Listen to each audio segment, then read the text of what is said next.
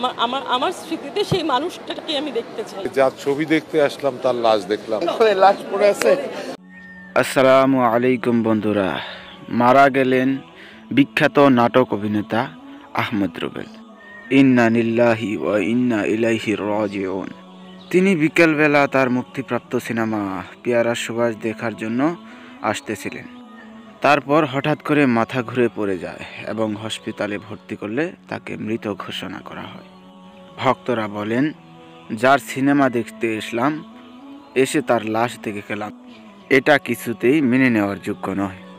বন্ধুরা, আমি উল্লেখ করতে চাই, তিনি ছিলেন বাংলাদেশের অন্যতম বিখ্যাত নাট্যকার ও সিনেমার অভিনেতা।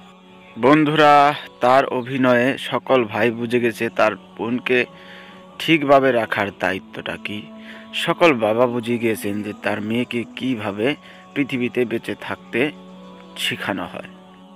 তার সহকর্মী ও অন্যান্য লোকেরা এসে তার মৃত্যুর প্রতি সমবেদনা জ্ঞাপন করছে এবং আমরা সবাই তার জীবনের মাগফিরাত কামনা করি। তার জীবনে করা অনেকগুলো নাটক ও সিনেমায় তিনি দর্শকদের তাক লাগিয়ে তাদের মন জয় করে ফেলেছেন।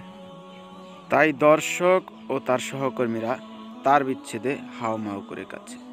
বন্ধুরা, শেষ পর্যন্ত আমি তার আত্মার মাগফিরাত কামনা করে আজকের ভিডিওটা শেষ করলাম। আশা করি সবাই ভালো ও সুস্থ থাকার চেষ্টা করবেন। ধন্যবাদ।